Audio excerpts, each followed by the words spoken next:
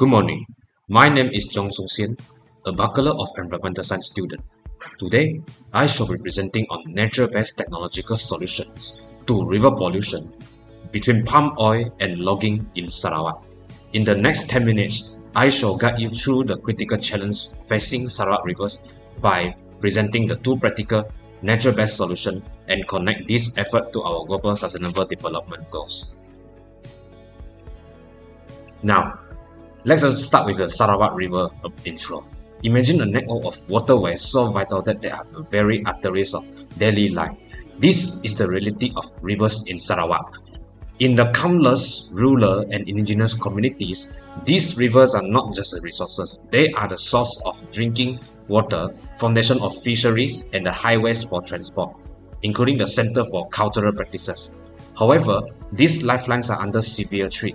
According to the research by Ling and the colleagues in 2016-2018, they documented a clear decline in water quality across several Sarawak catchments, with indicators such as biochemical oxygen demand and the total dissolved solids on the rise.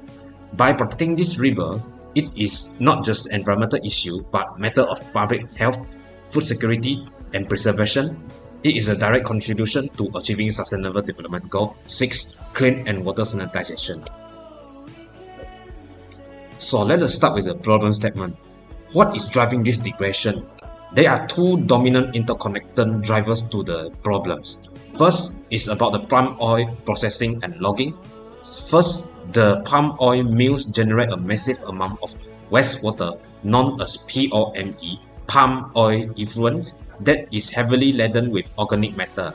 The second is the logging operations that remove the forest canopy and root system that holds soil in place. This exposes the earth, leading to dramatically increased erosion. Heavy rains typical of Sarawak arrive. They expose the soil wash to the rivers as sediment. Few studies such as the one in Bale River has shown that sustainable solids can skyrocket after a fallout event in logged area. Combined together, these two pollutants, organic waste from mills and the sediment from logging, choke our rivers, raising the turbidity, including the depleting life-sustaining dissolving oxygen. Let's take a closer look at palm oil pollution. For the POME, it's not just dirty water, it's a high-strength wastewater. To put it in a better perspective, raw POME can have a biological oxygen demand, or BOD, in the tens of thousands of milligrams per liter. What does that mean? To put it much simpler way, if released untreated, it triggers a feeding frenzy for bacteria in the river by consuming many oxygen that they suffocate all other aquatic life. Good news is the research from the UNIMAS offers a green solution such as phytoremediation by using aquatic plants to clean the water. In the key studies, water hyacinth was remarkably effective by removing over 92% of a BOD. Other plants like water lettuce have shown similar promises. These are not just high-tech, expensive fixes, they are low-energy, nature-based systems that use plant readily available in the local environment. Now, for logging pollutions, on the other side, we have a problem of a sediment from logging without any tree roots to anchor it. Soil is easily washed away. The data from Bale River is starting by suspended solids slipping from a background level of 8 mg per liter to over 100 mg per liter after raining. To visualize this, the water turns into a thick muddy soup. This sediment blanket has a devastating effects by blocking sunlight, preventing aquatic plants from growing and clogging the gill of fish, suffocating them and smooths the riverbed. It destroys the spawning grounds for fish and insects. This isn't just an ecological problem, it increases the cost and difficulty of water treatment for downstream communities. Next. For the community impacts, these chemical and physical changes in the river have very real human consequences. About the Batang Rajang data, shows elevated organic pollution and depressed oxygen levels near impact areas. For the communities relying on this water, the outcomes are very serious, such as increased exposure to waterborne pathogens, more time and money spent on boiling or filtering water, and a decline in fish catches that threatens both nutrition and income. The irony is that the communities who contribute the least to this pollution, the small, rural and indigenous villages, are often the one who lack centralized water treatment, including the one who pay the price for the river pollution. This makes the problem not just an environmental issue, but also the justice.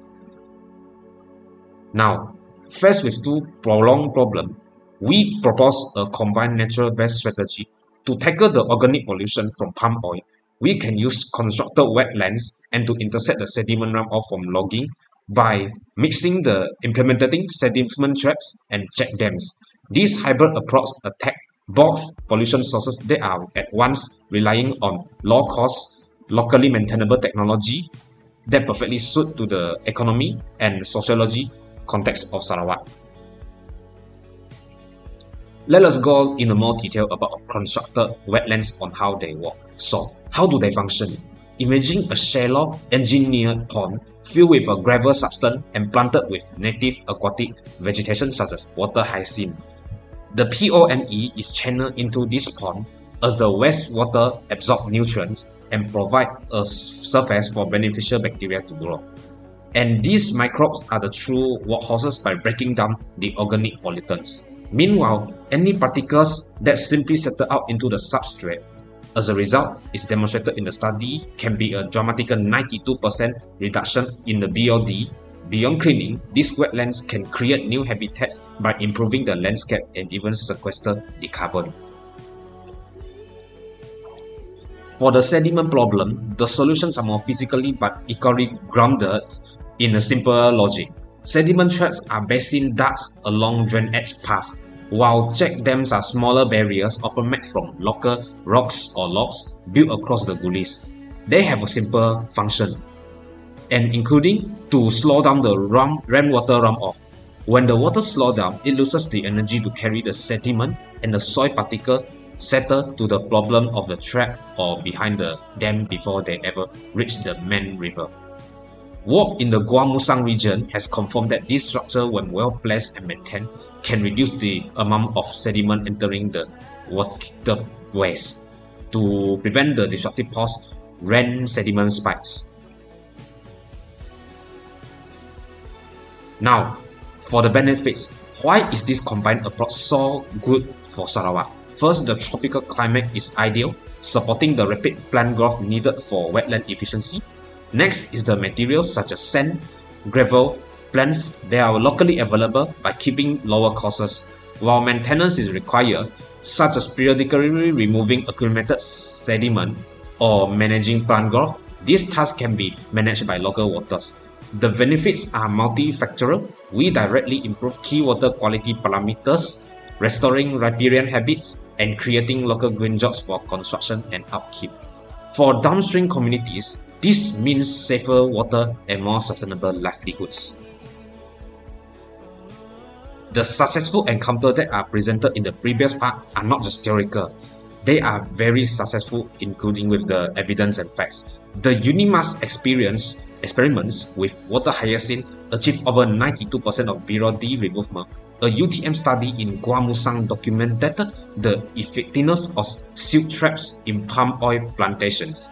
And the founding Balai River research by UNIMAS precisely quantified the sediment problem by proving the scientific justification for installing check dams. Therefore, these studies provide a robust evidence base proving that this combination of biological and physical measures is not only effective but also practical and ready for wider implementation. By adopting this nature-based solution, we directly contribute to the United Nations 3 Sustainable Development Goals. For the first is the SDG 6 by improving water quality and the sanitization. We support SDG 12 by promoting responsible consumption and production in the palm oil forestry sectors, and SDG 15 by protecting life on land and in water. This shows how local nature-based engineering can deliver powerful cross-cutting sustainability outcomes within the global significance. Now, we are on the end of our presentation. Palm oil effluents and logging runoff present serious threat to the health of Sarawak rivers, including the communities that depend on them. However, as we have seen, practical and cost-effective nature-based technology offer a better path forward. The next steps are clear. First, we must expand pilot projects in the high priority zones, empower local communities through monitoring and maintaining the programs for advocates for policy frameworks that incentivize this green solution. Therefore, I truly believe that by investing in our river, we are investing in the health of our ecosystem and the resilience of our people. Thank you for watching this video. I hope you enjoy watching this, and if you have any question, please ask. Thanks.